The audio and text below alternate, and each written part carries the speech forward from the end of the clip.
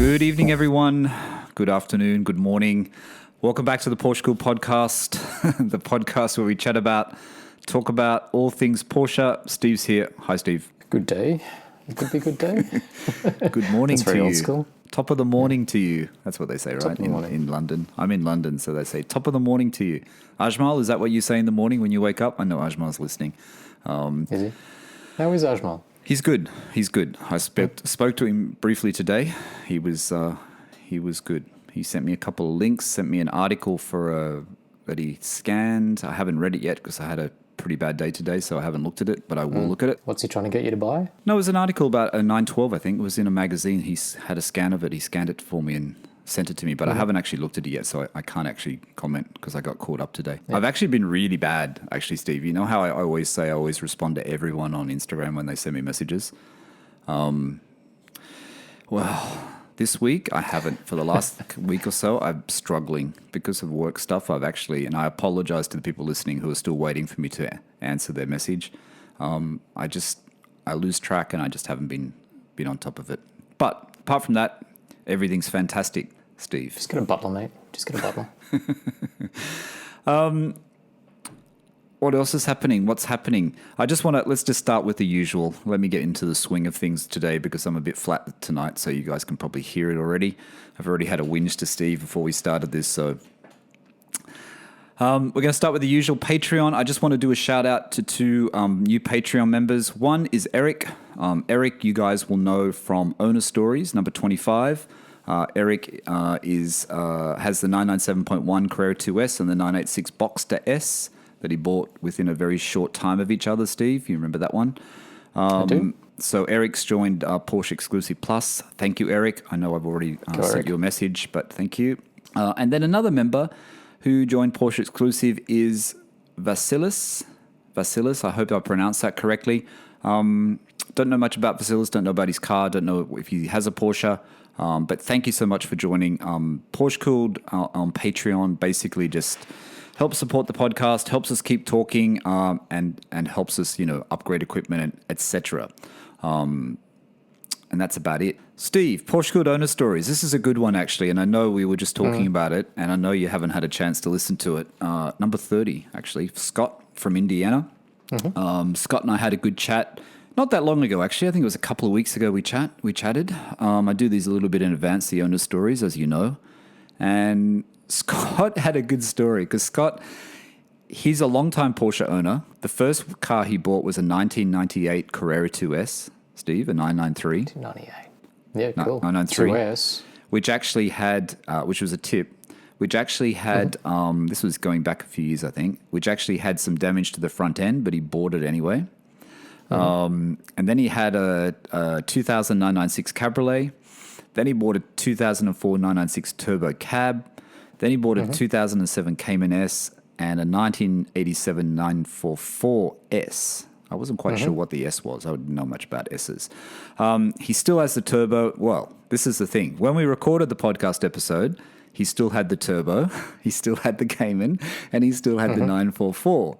And all of them had interesting stories because that Cabriolet, the turbo Cabriolet he actually sold it and then he bought it back. I won't give too much away because it's in the story, but it's a good story. And then he rebuilt the 993 because that had front end impact damage when he bought it. And then the Cayman, he put a new motor in it. Cayman motor, because the motor was shot. So the guy, he took it to the specialist. They put a new motor in it. So he sends me a message yesterday. Scott, I know you're probably listening, or a couple of days ago. It's Tuesday. We're recording this on a Tuesday. And he sent me a message a couple of days ago saying that he just bought another one, and he just bought a 996 GT2. Cool. Now, we both like the GT2. So I think the GT2, what is it, about 450 odd horsepower, I think, from memory? Twin turbo. I have no idea. Twin turbo, water cooled. Rear-wheel drive. Rear-wheel drive. I mean, do we say Widowmaker? Do we say the 996 GT2 is a Widowmaker? Was that one of the ones that was classed as a Widowmaker or not? Yeah, they said that. They said that lots of people kind of crashed them and lots of mechanics that sort of took them out for a spin, crashed them and all that sort of thing. But then with the benefit of hindsight, everybody keeps saying that it's the factory geometry Plus, I think it came on Cup 1, Michelin Cups, okay. original ones, which apparently were pretty sketchy tyres, same kind of argument as a Carrera GT. And apparently, if you sort of change the suspension setup and you put modern tyres on it, it's nowhere near as sketchy as it sounds. But I don't know, I'm just talking shit that I kind of hear. Can't say any of it from experience. Yeah, I said to Scott, I sent him a message today actually, and I said he should come back onto the podcast in the future and chat about the GT2. I think it'd be a good story that people would like to know about because it is the pinnacle of the 996 range, right? I mean, you got the 996 Turbo, which we're going to talk about shortly when it comes to your cousin-in-law Marco, and then Scott's got this GT2, and then what else is it? There's the GT3. They're the top of the ones people are sort of searching out, aren't they? If you can find one and you can find one at a good price. Of course, I don't know how much Scott paid for it in the US, but you and I were just talking before. I mean, there's only one for sale in Australia, one GT2 996 for sale in Australia, and they want 350,000 Australian dollars for it with about 70,000 miles. Now, there's also a 997 GT2 for sale, Steve, in Australia, that white one with the grey stripe down the centre that you sent me ages ago, which is in Tasmania.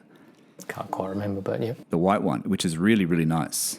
And that's still for sale, and that's 350. So as much as I like the 996 GT2, I think I would choose the white 997 one. Sorry, I just missed some of that. But yeah, they're both cool cars. I wouldn't be sort of saying no to either. And I'm sure the performance would be absolutely kind of ridiculous, so... Yeah. Anyway, I thought it was pretty cool. Scott, like he said, his owner's story's up, but two of those cars he no longer has. Like I said, the 996 Turbo Cab and the Cayman S in black. It was a pretty cool looking Cayman S too, but he's got that 996 GT2, which I'm sure he's going to enjoy. So make sure you catch that. Like I said, that's PorscheCooled owner's stories this week. Number 30 was Scott from Indiana.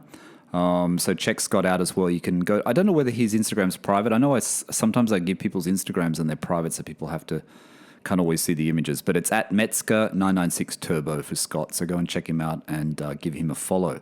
What else? Apple ratings and reviews, Steve, just very, very quickly.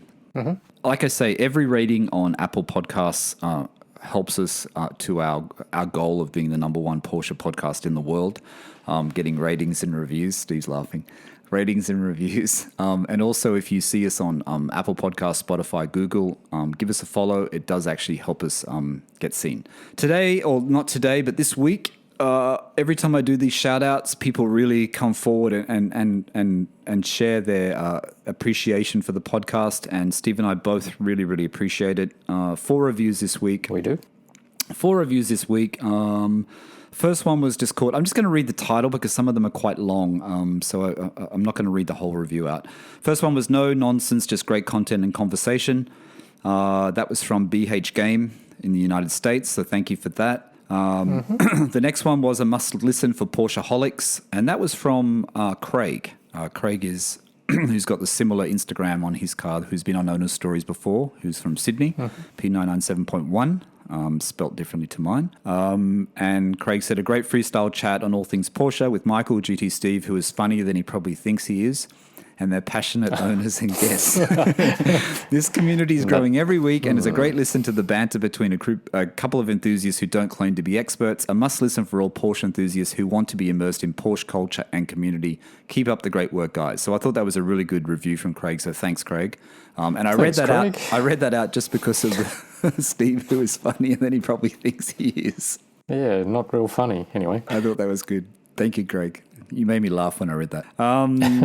The next one is Good Listen, and that's from Alan. Alan, I'm going to pronounce your last name incorrectly, and I apologize, but Alan follows me on Instagram, and, we have sort of crossed paths and touched base a few times on a lot of things.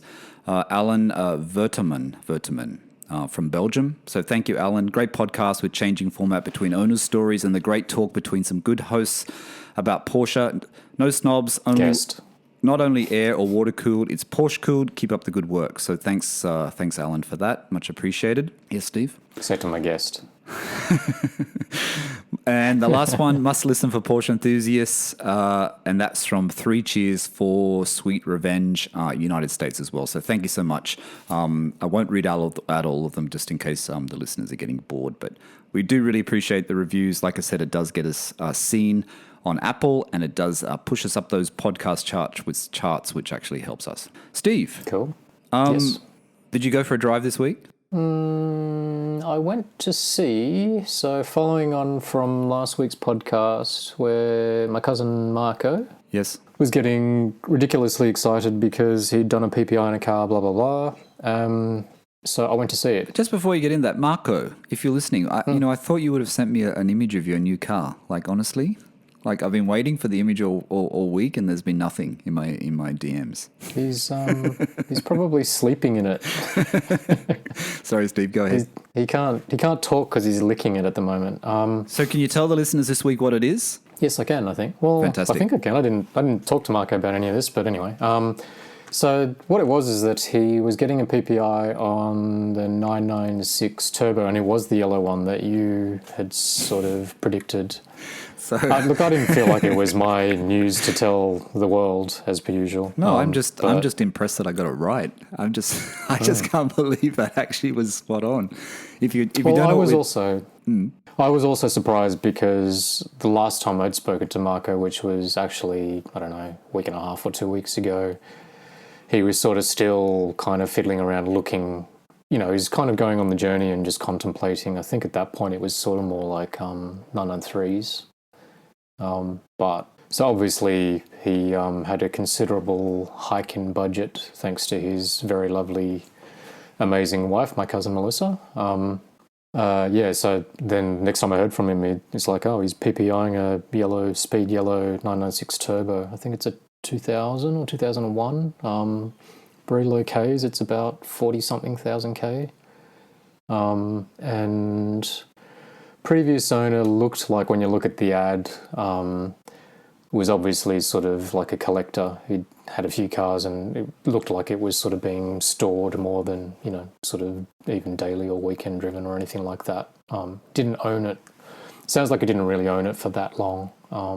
But it's got really low miles and in pretty amazing condition. So, yeah, I know. Like I said last week when I saw it in on car sales in Australia. Like Steve said, it's speed yellow. It's got no kilometers. It looked pretty immaculate. The only thing that looked different to the normal turbos is, and I know a lot of people do this to their turbo. I saw another one advertised or another one on maybe it was a UK site. I saw it actually. No, I saw it on a UK site yesterday, where they have the carbon wing, right? The rear spoiler, yeah. Yeah, the rear spoiler. Sorry, the rear spoiler. And I know there has been issues with that 996. I know if you read the forums, there's issues with those hydraulic wings. The original rams, wing. Yeah, the original wing that was on it. The people have had issues with the hydraulics in some of those. What is it? They fail? They just fail? They fail, yeah. They fail. So maybe that's what happened. I don't know if you've spoken to Mark, or maybe that's what happened to his. Because I know when I read that ad, the one he purchased, I know the original owner said it did actually include the original wing. It said it in the ad. Yeah, so the PPI was, as I sort of was saying last week, a very long, extensive, like 3-page PPI from Autohouse, but as per usual, they're just being super meticulous and had picked up, like reams and reams of stuff. But was any of it a deal breaker? No, obviously not. And, it just kind of gives him a bit of a punch list to go through if he really wants to be super meticulous. But effectively, the car's in really good condition. He can drive, for the next couple of months or whatever, happily knowing that it's in good nick. Well, and look, no PPI is a guarantee. Yeah, true. But, it doesn't need anything major, like, the brakes, the tyres, all that sort of stuff are kind of fine. Without getting into it too deeply, was there anything that had to be done reasonably urgently or not really? Not that I know of. I don't think so. Like, rear spoiler doesn't work, so that's up to Marco as to whether... I think he sort of was a bit like... kind of probably like your reaction too, which is like, not quite sure about that carbon spoiler wing thing. And then in real life, when you look at it, to be honest, the actual part itself isn't like the best quality. I could sort of see some bubbling in the clear coat and all that sort of stuff. Yeah. But it physically, in terms of like... step away from the car and you look at it, like because the yellow bodywork has lots of black trim, it kind of goes quite nicely with it. So it looks pretty good. Yeah. It's a good looking car. No, it's great. You sent me a photo, and that image you sent me was a great looking car. I mean, I just think the carbon. I prefer on those 996 turbos when it's just got. And I know some people do spec that turbo wing on the GT2 as well. I've seen it on the GT2 where it's carbon, right? On the rear wing. Yeah, I think so. It's not always carbon. Was that the GT2RS? GT2 it probably was 996. The RS. Yeah, I don't know. It's not always. It's probably the. I don't know. In my head, it breaks the line a little bit. I like it with the. I think I'd like it better. Sorry, Marco, but I think I'd like it better with the yellow. How it's just all together. Do you know what I mean? I think it looks more streamlined. Just for me, that's just my opinion. But it still looks good. Yeah, I don't have any. I wouldn't have any problem with that. How it looks now, it looks good. But if you're being super fussy and you say, "Oh, I want the way I want it," for me, it'd be put the original spoiler back on. I believe he's got the option though, because as you say, I think the original spoiler came with it. But whether or not he wants to go and fix those the lifting kind of rams, that I guess that's hydraulic, isn't it? Yeah, I don't know how expensive that is. Like I said, I remember reading about it. Years ago actually, when I was looking at 996 turbos. And it was coming up then, but I don't remember what they were saying about it. I can't remember. So how did it feel though, Steve? Tell me, because you went for a drive, right? In the passenger seat. So how did it feel compared to your car? Ridiculously quick. So Marco had only picked it up the night before. He picked it up on Friday night. I went on Sunday. And the car is stupid quick. So it's modded. It's got JIC suspension, which is a Japanese brand that I'd heard of. I think it's sort of like pretty good quality, but just different to the kind of classic Bilsteins or KWs. So the ride's nice and tight. It is a little bit hard, but it's probably about as stiff as my car, I reckon, in terms of how it feels, at least from a passenger seat. Did the previous owner track it? Well, see, it's really hard to say because previous owner, I suspect, didn't really drive it a great deal. And then prior to that, I'm not sure. Right. It's a little bit tricky because previous owner, because he didn't own it for that long by the sounds of things, and obviously bought it from somebody super enthusiastic, but he didn't, it's not like he kind of handed over like a big portfolio of, invoices and information and stuff like that. So unfortunately, I don't think Marco could, I asked Marco a question. Marco was obviously asking the owner exactly the same thing, but he didn't really have much information. Oh, so this guy hadn't owned it for very long? I don't think so. Oh, okay. So performance-wise, Marco, we were just driving around the suburbs kind of thing near where he and my uncle live. They live kind of close by. And he booted it in second gear just up, like the street, and my God, it's so quick. Look, I think I sort of feel like that every time I sort of ride in the passenger seat of any car, kind of performance car, but if I took a wild guess, if I had to chase Marco down like a twisty road, and I'm sure this will happen sometime soon, I reckon I'd struggle to keep up. Like, I reckon it's... I wonder what the specs are between the GT3 and the turbo. 996 GT3 and turbo, though. Like 0 to 100. Yeah, 0 to 100 will be probably relatively similar and stuff like that. Right? Yeah, but it's if he's kind of in gear on boost, like he'll just sort of run away from a GT3 easily. And then I think also, because I'm such a novice when it comes to, it's not like my driving skills are that great. Like I think in a four-wheel drive car, I reckon, like just for an idiot kind of thing, he'd probably run away from me kind of thing. Does it have an exhaust? You'd be racing on the street. Yeah, yeah. Yeah, it does. It does. Oh, it has an exhaust as well?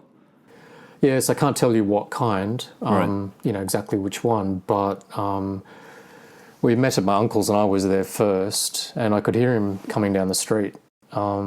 So first impressions was amazing, really good. On the outside, sounds brilliant. To your finely tuned exhaust ear, which you have, because you bought so many. Yep. Cindy's not listening, right? No, she's not here. Yeah, it sounds like, so I was very surprised because I'm sure you probably have the same basic perception possibly, which is, again, not, when you don't have any experience with it, I've never sat in a 996 turbo, let alone ridden in one. I had been taken for a ride in a 997 GT2, which is obviously turbo as well. But the car sounds amazing. Like all that sort of talk about like turbo cars not sort of sounding so great doesn't apply to Marco's car. It sounds really good to me. I mean, look, it doesn't scream at the top end the same way a GT3 does. It doesn't have that kind of wail once you hit 4 and a bit thousand revs, but it doesn't sound like a Dyson or anything like that. All of those sorts of things that you kind of read about. Whoever said it sounded like a Dyson? Yeah, people say that. People say that a lot. Yeah. So it's still an experience, but it's an experience at the lower end almost, is it? Because of the torque and because of the... not at the high revs. Good. Yeah, not at the high revs. So it sounds like a Porsche. Like if you shut your eyes and you kind of were riding in it or you hear it down the street, you know it's a Porsche, even though, again, it's a turbo like with that exhaust. When you're riding it from the passenger seat, like he booted it twice, in a 10-minute drive, and it's like, holy crap, it's so quick.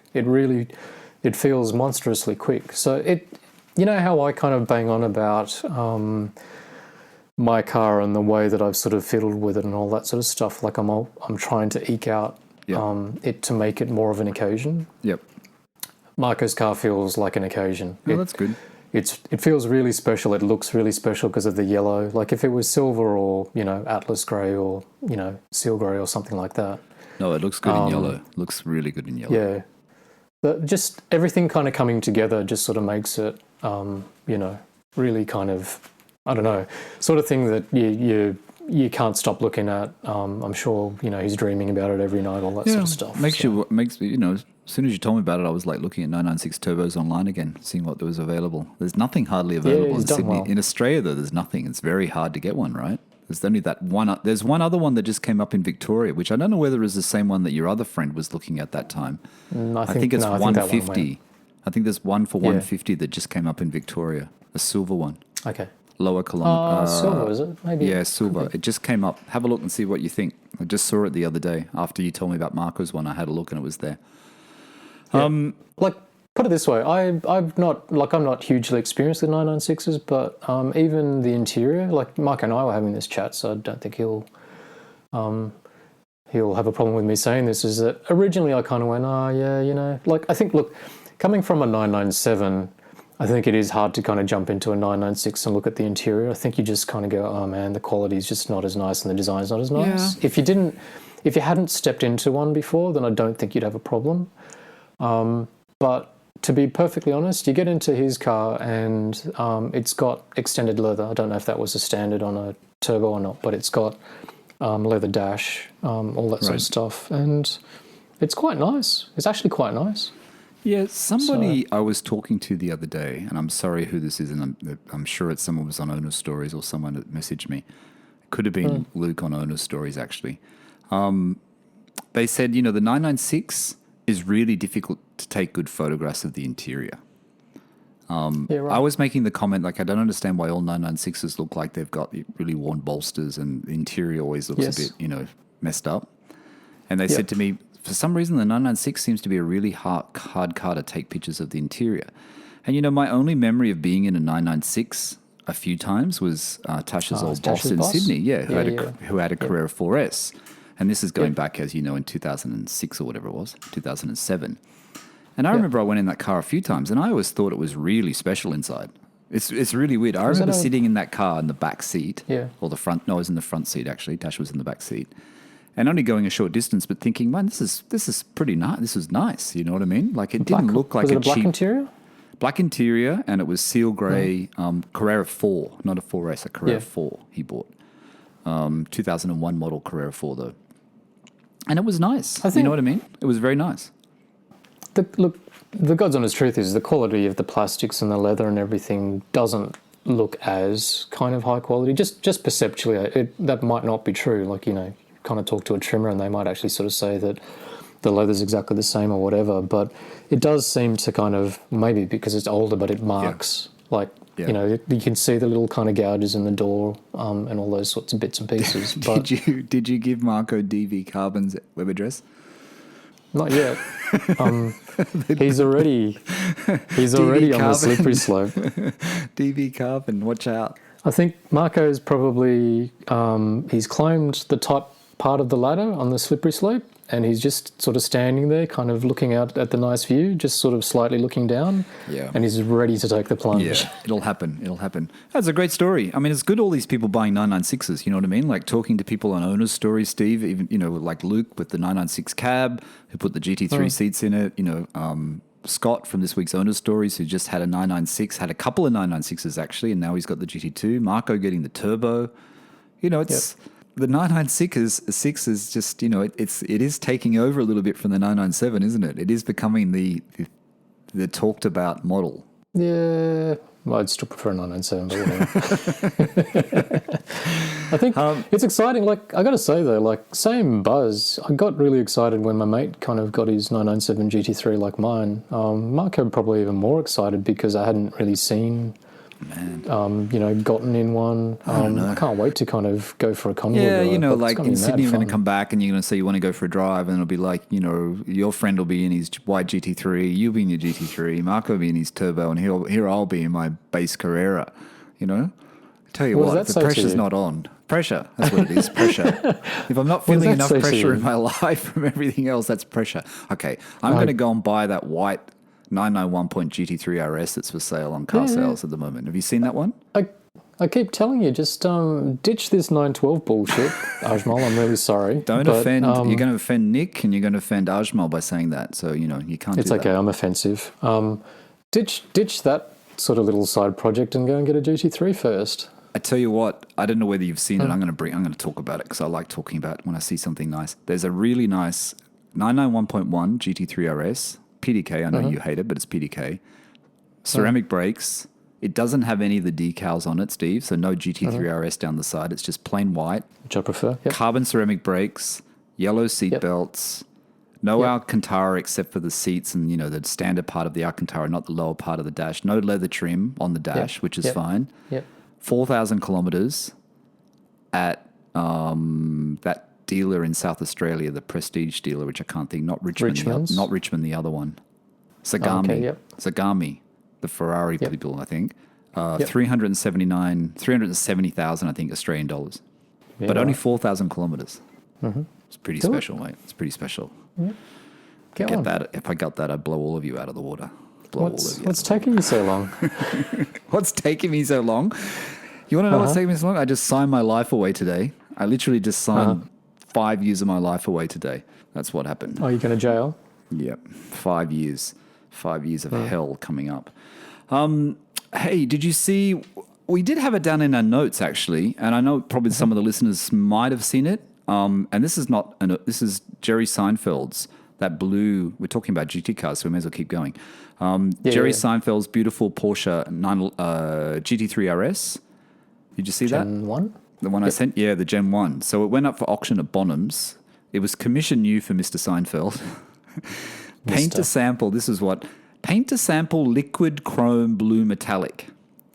Now, I've never heard of that color before. Have you? Liquid chrome blue metallic? Yeah, well, when you read that, what is it, PTRS Instagram account? Yes. That dude sort of talks about a lot, but apparently with 918 Spiders, they kind of introduced that really special paint that was sort of like that liquid chrome type thing, and there's ones that kind of go from green to purple. Oh, and all it's that kind of paint, thing. is it? So that's probably why then, because in the ad, we talked about this before we started recording, it says over 250,000 in exclusive factory options. Now, Jerry Seinfeld's a good customer of Porsche. Do you think he paid the whole 250,000 for those options? Nah. You think it was like, here, Jerry, you're such a good customer, we'll throw in the options for free. You never know. They know he's good for it. Like, I think, because it sounds like he's spec'd a few of these sort of liquid chrome paintwork. Like when you sort of follow that PTRS guy, I think he sort of mentions it every now and then. Right. And in the photos, not this particular car we're talking about, like other ones, like the purple to green things, it sort of sounds like a bit garish to me. Yeah, I don't like that paint, that purple to green. I saw one of those, Now this particular one, which is sort of like more like a silvery blue thing, looks amazing. So, Well, even it's better sold. than GT Silver. Yeah, true. It's sold at Bonhams for $356,000 US. Now, Yeah. when you think about it, it's a point one, right? 901.1 GT3RS. 2016, so it's a point one, and it sold for $356,000 US. That's a lot. I think, didn't he mention it on the recent podcast with Spike that he was letting it go because he's got that and Gen 2, and he sort of said, well, which one do you reckon you'd keep? Like, obviously the new one. Was that what he was talking about? I didn't catch that. I think the so. one thing I Yeah. did catch on that, which I was going to talk to you about, and I forgot all about it, and now you just reminded me. His love of the Spider, of the Cayman Boxster Spider, whatever you call it, is a Boxster Spider, 718 Spider, and how he had two. He had two, and the apparently new one and the old one. Yeah, the one he bought in 2016 or something, the 2016 one, which Spike said, but you said that was the best car you've ever driven, and that was the one he was going to let go. And he's keeping the black on black one, which is the 2021 model, basically because maybe he said... I've got my stories mixed up. Maybe that was Yeah, what he's he was keeping the talking black about. on black one, basically because he said, well, it's done by Andy. It's done by Andy Prettinger. It's done by GT Department. So, that's the one I previous should one, keep. Yeah. So he's keeping the black on black Spider. I do like those Spiders, though. I think the new model, the new ones are pretty nice. Yeah, me too. I wouldn't be complaining. I definitely would not be complaining. This car that he just sold, though, like I was poring over the pictures because you sent me that link, I think, yesterday or whatever. The Bonhams link was really good. The Bonhams images. Yeah. But did you notice on the driver's side inner door sill that it's scuffed? No. What? I reckon it is. Or Mr. either that or there's Seinfeld. dust in the photography or Mr. something. Seinfeld, if you're listening to this podcast, which I'm sure you're not, his Nike shocks have been kind of don't you know catching how to the sit in your Porsche? inner door sill. Yeah, that's It one looks of slightly scuffed to me. Really? Actually, the other defining, it is apart from the too. amazing paint, It is. It's Am I right? scuffed. Yeah, it's scuffed. Yeah, it's scuffed. I hate that scuffed bit. Yeah. That was the first thing I changed when I got my car. But the other thing, Always got to remember, arse in first, right, Steve? Arse first, and then you lift your feet up. even my daughter's going to know that shortly. The other thing that I quite like about it is the spoiler delete thing. Although, if you see, like he took the stanchions and the wing off. Oh, holy moly! I didn't even notice that.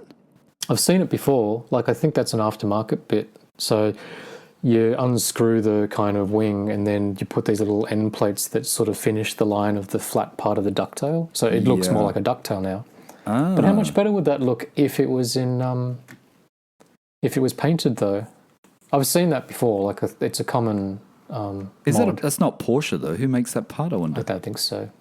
Don't know. I mean, it's nicely spec'd, though. He does actually know how to spec things really nicely. I was listening to... that's what I was listening to on Spike, and I wanted your comment as well. He said that because it's a color that I'd never really thought about that much, and then I see them more and more often, and I think it's not bad, is that rhodium silver. How he said he got his Turbo S, and he did it in rhodium silver. But it was the interior color which I thought was really interesting, and I can't remember the name of the green. I think it was India green or something. And I had to have a look on the configurator to see it because I couldn't find any pictures online. Maybe not many people have spec'd it. But it's black, and then it's like this greeny sort of grey, light sort of greeny grey color. And I thought, wow, that's a pretty nice combo. Rhodium silver with the the greeny sort of interior. Green's a pretty bold choice. It's like that car you sent me the other day. But it looks good. Like, I think if you've got a really neutral exterior color, then green's like a nice way to go. That European collectibles guy, I sent that 356 to a couple of the 356 guys who've been on to. I sent it to I sent it to Todd, Stone City Outlaw, and I sent it to PJ, who's been on the owner stories as well, because that green 356, and I sent it to you, that Outlaw one. Yeah. I just reckon that's a really special 356, that one. Yeah, that nice. interior, those really green nice. seats and that carpet. I mean, obviously it's been restored. But honestly, that guy, that European Collectibles, he put that 356A up, and then he put up 3 new Speedsters as well. All of them are fully restored in a space of a day or 2 days. They all just appeared on the website because I get a notification. And it's like, wow, and they're all like, God knows how much that costs. I'd hate to think how much it costs, but I kind of like the green. Too scared to drive it. It looks so clean and immaculate. Yeah, you would be too scared to drive it. Hey, what do you think of the Safari? It looks like the Safari is happening, from those images, the spy shots. There was a little post that you and I were talking about on piston heads, because there's some even more current spy shots of a pumped up kind of 992 Safari thing looking, I don't know. I thought those images looked a bit odd, Steve. What do you think? I thought it looked a bit too pumped up, too high. It looks strange to me, that image. I don't know whether it's more muled, but it looked like less camo, and it looks, I don't know, it looks a bit, I don't know. I'm just going to pull it up as we talk. So what they said, I'll just tell the listeners why you're finding it, though, but thing that I just said to you before, that last paragraph the piston heads had in the article, I thought was quite good, quite interesting. I'll just read it to the listeners, and if you haven't seen it, it's on Piston Heads. There's a whole article about the spy shots and pictures of it. But it says 2021 would be the year to do it if they were going to bring out a Safari, right? Making 35 years since the famous 1-2 finish of the 959 at the Paris-Dakar, following an encouraging debut in 1985 with 3.2-litre Carrera engines. The turbocharged cars that followed the next year demolished the opposition. And how much power was in the 959? 450 horsepower, the same as is now found in the 992 Carrera S. So it could be a possibility. It could be some kind of anniversary model they're bringing out. It could be just one of these limited models, don't you think? It's pretty obvious that they're doing it. It's obviously they're doing it, Yeah, I'm just looking at the pictures. It doesn't look as pumped up as I thought that it would. Like, if you kind of look at, Matt Farah's Lee Keen type thing, or an old, Rothman's livery type thing. Does he like that car, Matt Farah? He doesn't seem to talk about it much anymore. He used to talk about it all the time, and he doesn't. He talks about his Ferrari now. I don't know. Does he like that Lee Keen's? Because he's always doing stuff like changing the tires because the tires were too noisy, and then he's changing the respecking. He changed the cams on the engine. Yeah. I don't know if he's complete. Is he? I don't know. I think so. Sorry, he was Safari. a big kind of advocate for it. But yeah, it doesn't look as...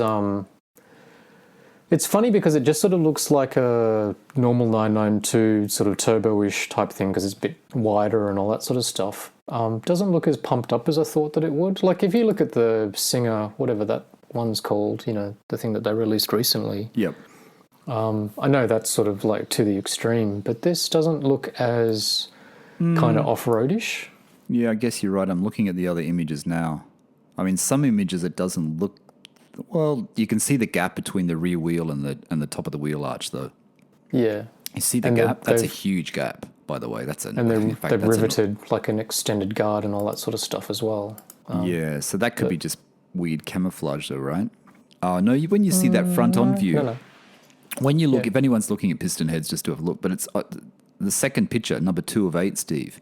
If you look at the front view of that, it's definitely, it's jacked up a lot. Look at that photo. Yeah. I think maybe it's also like when you see, like you saw the roof version recently, but then, like people kind of put roof racks and kind of, nudge bars at the front and all of that sort of stuff. So it's kind of a bit Mad Maxed, sort of dressed up like even further. Like this at the moment, it's just, super clean. So I mean, it's a pretty exciting time though, isn't it? Because you've got, like you said to me, the GT3, there's been a press embargo. I watched Matt Farah's video where he was just the sound, and it sounded pretty amazing, and it looked like he was pretty happy and wanted to say more about it, but he couldn't because there's this embargo, which he said is now lifted. So hopefully this week we'll see all these GT3 videos and see what all these people think. I can't wait to see Carfection Guy's review on it. Catchpole, Henry. Catchpole. I can't wait to see his review on it. That's going to be fantastic. That's going to be a good one. But you've got that, Steve. You've got this possible Safari Dakar special edition, whatever it's going to be, coming out. Then you've got news that Andy Prodinger just said that the GT3 Touring will launch this summer. And basically it's going to be, there's no secret because of Touring, there's been heaps of spy shots, and they've already said there's going to be a Touring. Around summertime this year. And like the last generation Touring, it's just going to be a softer version, as they say, of the 911 GT3. And really, the most notable change is just the removal of the fixed wing. And I remember Andy Prodinger saying in a previous interview is that nothing else is really any different in this car. It's just, they just take the wing off. We still don't have an explanation for the ducktail one that we're talking about last week, but we're guessing that's a sport classic. So touring, sport classic, safari. You know what I mean? Like, Yeah, there's a lot coming Porsche are out. the masters of this kind of shit, though. Like, even I think Zuckerman made sort of like an offhand comment in one of the podcasts too. That, you know, I think they were talking about this kind of upcoming GT3 and how Porsche really got him in terms of the number of 991s, like different 991 models that he wound up buying. Yeah. They just kind of release, you know, model after model, and there's something kind of slightly niche and new about it. And I guess if you've kind of got the money, you just kind of wanting to add them all up, and then no doubt you've got a warehouse like full of 20 different 992s. Zuckerman should have kept his 997 GT3 RS 4.0, whatever it is, the GT3, whatever it is. That's what Seinfeld said to him. He had two of them, right? He had the black and the white, and he sold both of them. But was it Johnny Lieberman on that episode? He said that, you know, he mentioned about when Porsche bring out their new electric supercar, and they went, "What supercar?" But you know that's coming. We talked about that, right? It has to happen. There has to be a new one coming. I don't know. A new 918. I can see Spider. why you wouldn't do it. Yeah. Because What else? go on. What else? Oh, this is an interesting thing which I always like to bring up. I read this just before we came online. Yeah. Porsche Taycan is now nearing 911 sales. Apparently, the demand for the Porsche Taycan has been so strong that the sales of the full electric sedan have nearly matched those of the iconic 911 sports car.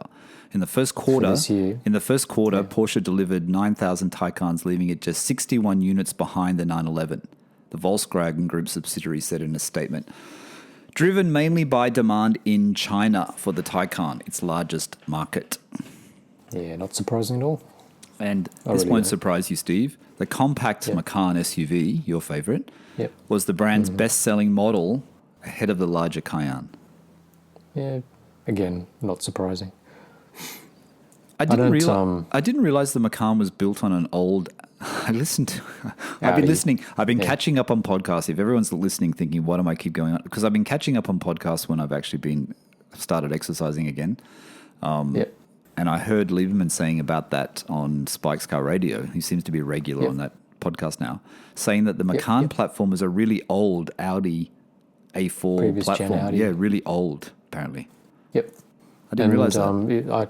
I know you don't like Jason Camisa, but he kind of when they talk about it, because like generally these types of people don't really enjoy driving SUVs as I don't. He sort of said but there is the difference between the Audi and the Macan is that the Macan is rear-wheel drive oriented, like it starts kind of with majority of the drive going to the rear wheels, whereas an Audi kind of starts with the front. Right. And they just use that as an example of that's, sort of like the difference between the two brands. And even though you kind of share a platform, how you can kind of modify them and diversify them to make them different. Right. So... Yeah, I tried to watch one of his videos the other day. I can't remember what it was about. There was something that I wanted to watch. Oh, it was about the Mercedes-Benz, the one that Porsche had something to do with.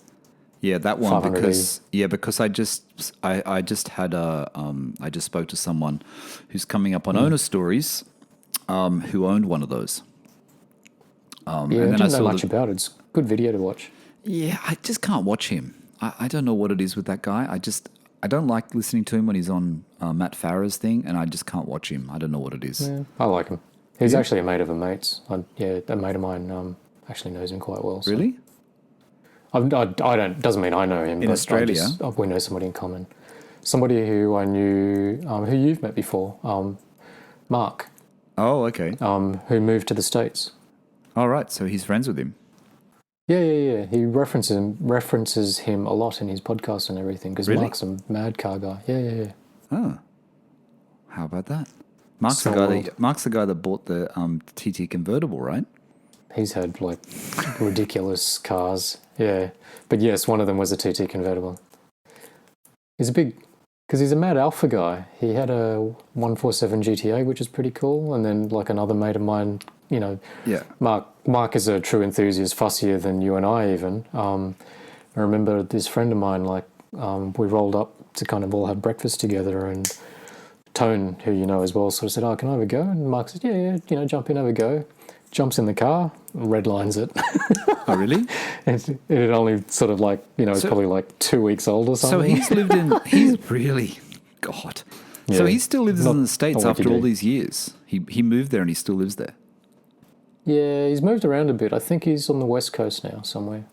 Because I remember when you told me when he first moved there, he bought an M3 or something. I remember you telling me that. Yeah. Yeah, he's like he's got lots of cars and lots of nice ones. No Porsches though, to my knowledge. All right. Okay. Anyway. Maybe I need to listen to Jason Camisa again then. He and his buddy Derek Tam Scott. I like it. It does get technical, but they obviously know their stuff. What is his background, Camisa, though? I don't even know what his background He's is. a journalist. He's a journalist, is he? Yeah, but I think he's got a law degree or an engineering degree or something. He's a very bright guy, very smart cookie. So you know, he's very thorough in his approach. Yeah, I mean, I started watching that video and then I couldn't watch anymore. I don't know why. Hey, what was that thing you saw on Renlist about the carbon? Oh, yeah. I think I sent you a thing. Was that from Heat? Yeah, so just there's I having a 997 GT3, I obviously read the corresponding forum on Renlist a lot, and something popped up. It's something I have read before, but it seems like a common thing for the carbon fiber interior Porsche to carbon fail. or aftermarket factory. carbon? Factory carbon. Factory. So my car came spec'd with it, and I've just got a lowly, just a standard GT3.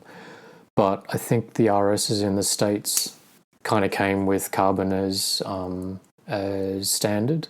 Right. And I think a lot of it also meant, like the dash fence just near your windscreen, Yes. that big kind of bit of plastic. I think there was a lot of carbon there in those cars, which is obviously the bit that gets hit by the sun. But I've read it before. So there's a thread that was basically kind of everybody saying, it eventually warps and cracks and basically peels.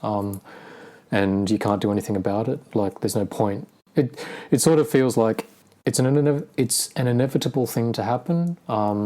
Even if you were to replace it with factory carbon, the same thing is going to happen. You could go and replace it with GB or MA carbon sort of stuff. So I wonder, do they know what the lifespan of carbon is, though? Is there a lifespan that it has? Yeah. A few years, 5 years, 7 years? Like, that it yellows as well. Like early carbon, like cheap ones, right? It's on the cheaper clear coat. cars. Yeah. Yeah. And mine has a little bit. My car doesn't see that much sun because it's always parked underground and stuff like that. I'm relatively careful with it. In your man cave. Yeah. But I don't know. It's not really what you want to hear, because it's like, oh man, the carbon bits, whether it's factory or even if you go to DB Carbon in Germany, it's expensive stuff. And I know it's not to everybody's taste, but like, it's really expensive. Where is yours yellowed though, Steve? In which parts have you noticed the yellowing? I think I've noticed the door sills slightly yellowing, and that's not factory, that's DB. Door sills, but it doesn't get any sun. Yeah, I know. I wonder what. So it's not the sun; it's just the air. It's just a reaction with the air. Then I'm not sure.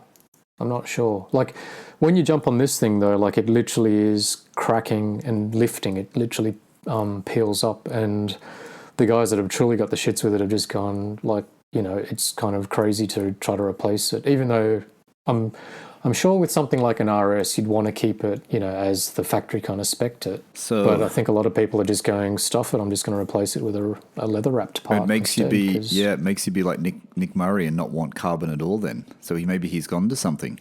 Don't know.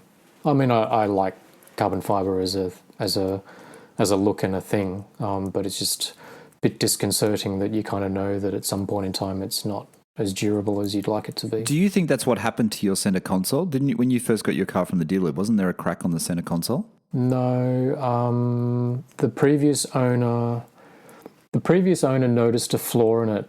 I can't remember what it was. I think it was either warped or cracked, and the car was still under new car warranty, so he flagged it with his local dealer down in Brighton in Victoria, and they changed it. They fixed it under warranty. So we did the deal. He sort of said, "Oh, this part's coming," and that's actually why it was delayed. I had to wait for Brighton to kind of get the part and put it in. Oh, right, that's right. And it was a $9,000 bid. Wow, that's crazy. $9,000 for the center console. And this was 7 years ago, so God knows how much it is now. I wonder what the DB carbon price of that is. I wonder what that, because you know the OEM price. I wonder what the DB carbon price is. Half? Yeah, don't know. That's a lot, isn't it? $9,000. Imagine if you had to. That's insane. It's crazy. It's crazy. Yeah. I mean, I like carbon, but I don't like it that much. Yeah, no, you wouldn't do it if you had to change it, right? If you had to pay for that yourself, you'd think, well, I'll just paint it, or I'll. I was going to say that. I was going to say that when we're talking about Marco's car. Does his have the painted center console? No. No, it doesn't. It's just got a standard black one. But when he told me about his car, I was looking at the Savage Geese on YouTube. Do you watch them? Haven't seen it. 2 American guys. Really good. Savage. Worth watching. Savage Geese. Have they got 996s? No, they're just a car channel, but they're really in depth in terms of their reviews. And they had done a review on a Speed Yellow 996 Turbo, and I watched their video before I went and saw Marco's car. Oh, okay. And it was identical. Speed Yellow, carbon spoiler, but theirs had the painted center console, and I quite like that. I like it in 996s. I don't know what it is. I've said this before to other people on owner stories. It's something about a 996 with the painted center console just really works in that car. I'd do it on... So, like, if my carbon crapped out in my car, I'd probably do it. I'd go white painted center console. It looks good when it's the center console's painted in the body color and the back of the seats are painted. Yeah. You know what I mean? Yeah, they're good. I think that's what that GT2 has. I think it has a white... Oh, no, that was a Boxster Spider that I saw. It has the white painted back seats and the white center console, doesn't it? I think. You should do silver in your car. I reckon it'll look great. Yeah, I could do it. I don't know. I've got to do a lot of things. The one thing I am going to do, and this is due to Nick in the UK, my friend in the UK, Nick, who's got the Carrera 4S, who was in the first owner stories. Nick sent me the link. We're all out to spend your money, mate. Nick sent me the link from Stuttgart Classica, which is in the UK, of that black gear knob, the 6-speed, what is it called? Copolymer. Yeah. Whatever that is. Plastic. I think in the States they often call it Delrin. It's plastic. It's plastic, right? Gear knob and stainless steel shaft. If anyone has got a 997s listening, I sent it to Craig today, actually, in Australia. I think I sent it to him as well. I like it. Do it. I want to see what it looks like. You like it? Because when I first sent it to you, I thought, Steve's going to hate it. I thought, Steve's going to hate it. He's going to pick something up about it, like he didn't like it. And I was surprised that you liked it. Because when I first saw it, I thought, I really like the quality of it. Because it's just black, as you know. It's got the white markings, the 6-speed markings. It's got the silver shaft, which just apparently it just fits by Allen bolts, right? It just slips over or fits into it. It slips over and then you bolt. There's 2 little, I think there's actually 4 on this one, but there's 2 little Allen keys that just screw in to grab the actual kind of shift rod. And it won't move, right? It'll be quite secure, I guess. No, it's the same way mine works. Oh, is it? My wooden ones. Yeah. All right. So when I looked at the pictures, and I think it's a bit deceiving because it's like as Steve and I were talking earlier, but just so the listeners, you guys can know what we're talking about. It's got the steel shaft, the steel rod, right? And then the ball, the knob. So it's hard to work out. When you first see it in the pictures, it looks like it sits higher. I don't think it does, and I sent them does. I sent them an email, and he said it should be about the same. He couldn't tell me for certain, and he didn't. But he said it should be about the same because it just slips over. But maybe it's just slightly higher. I don't know. Could be aesthetic too, but like, because I was worried about the same thing when I first bought the first of, Joel Konosenko. What's his name? 911. I can't remember the name of his company. So what have you got fitted now? What have you actually fitted now? Have you got the dark rod with the dark ball? Dark ball, yes. So the dark and dark. Yes. And that's... I was a bit worried that it might sit too high and all of that sort of stuff, but it looks pretty good. And I'm quite fussy about the proportion of the size of the actual ball, the wooden knob to the... How's the ball when your hand's sweaty, though? Good. My sweaty balls are just perfect. So it's okay? It doesn't slip your hand? No. It's good. It's really good. But I thought I told you, after I had bought the second version of that, I actually asked Joel if he made a black plastic, a Delrin knob as well, because I wanted that option. I wanted to be able to just screw that onto it. Well, the good news is I am going to buy it. Cool. I am going to buy it. So I've just thought of something. I think there should be this PorscheCooled podcast thing, like a competition. Call it a friendly competition between all the guys on here to sort of see who can spend the most of your money. Maybe there should be a prize.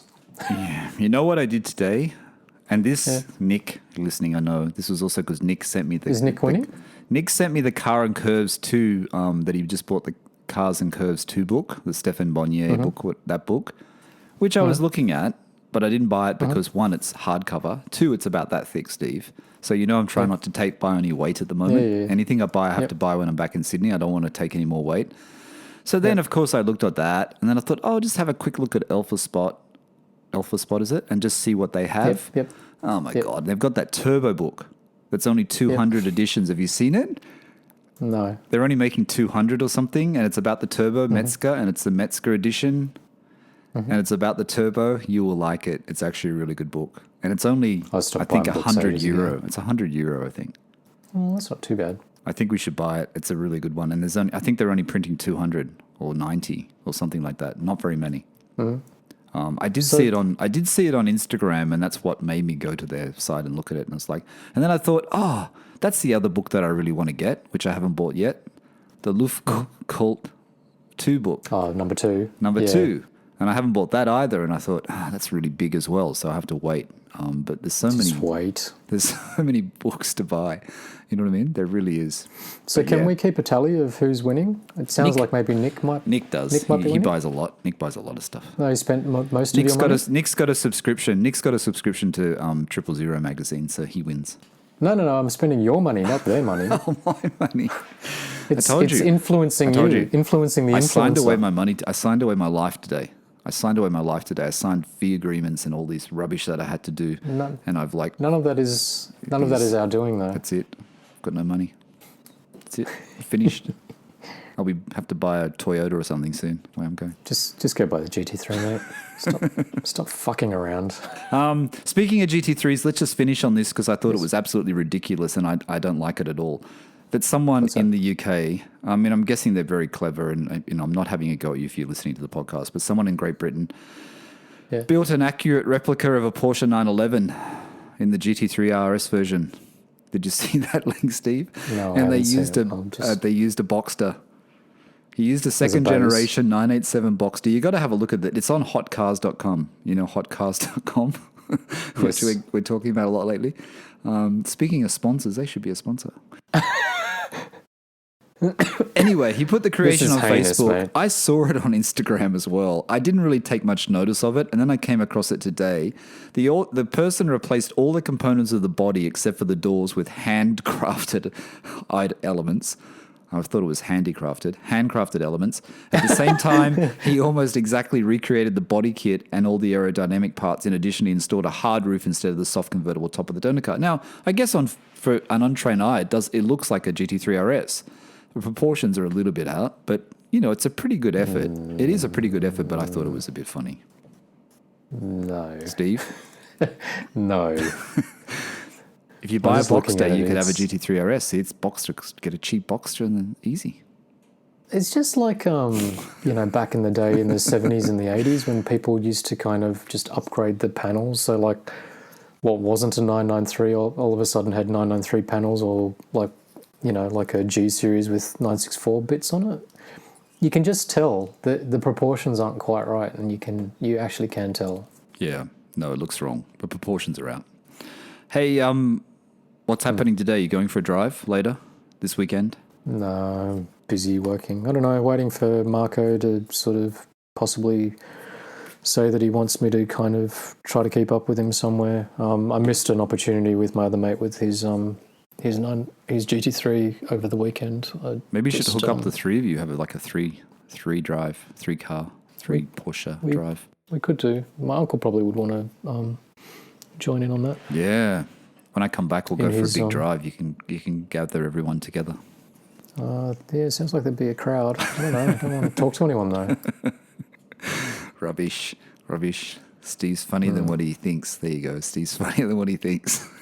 Yeah, Craig, no. that's a classic. I love that one. I'll make a conscious effort to be even more dour and grumpy than I am. Today in London, I went and got my hair cut. I actually went out, and today's actually was a beautiful day. Like the weather here now is really getting really pleasant, and it's that sort of weather where you just want to get out and drive a Porsche. In fact, that's what I was saying to Ajmal when we were first talking this morning. He was going out for a drive in one of his Porsches, I think, the 912 maybe. Mm-hmm. So it would be nice. It would be nice. Can't wait to get back to Sydney. Mate. Can't wait to get back to Sydney. Very soon. Yeah, well, I hope. There's a lot of ifs and buts at the moment, but I hope. All right, mate, let's end it. Let's finish it. Yeah, cool. Anything else before we go? No, not that I know of. Just trying to stay sane. Keep thinking about stupid little kind of car things, which I will share my ugliest thoughts with you. Yeah, I have to say today the podcast has been like therapy because when I started before I came on tonight I was in a bit of a bad way, so it's been good. Thanks, mate. Oh, very good. All good. No, same. The whole two little daughters and all of that sort of stuff. Man, it's intense. It's so intense. Are you getting? Okay, yeah. Just before we go, are you getting Are you getting sleep again? I'm getting sleep, but it's still not normal sleep. And this really isn't meant to sound like complaining. Like my wife actually isn't here, but she's the one copping it because she's the one sort of getting up every 2 or 3 hours. I'm so tired that I sleep through. Like we go to bed at like 9, and I'm dead to the world from 9 till 1. Like if the fire alarm went off, I wouldn't wake up. I'm a that few more tired. years and it'll be fine. It'll be better. Oh, mate, it's 3 so years. full on. All those people that you sort of said that reached out, that very kindly sort of sent congratulations. Like, so what's the secret? How do you survive it? Alcohol. I think it's alcohol. I think that's a problem. I can't drink. Because you don't You know drink. I can't Because you drink. don't really It just drink. I makes me think that's tired. what it is. Yeah, it's alcohol. I think people just have a drink whenever they can. I wish I could drink. It just makes me bright red. All right. Thanks, mate. Let's go. All right. Let's call it. Yeah. Cheers, mate. All right. Thanks. All right. That's it for today. Thanks, Steve. Thanks, everyone, for listening, and bye for now.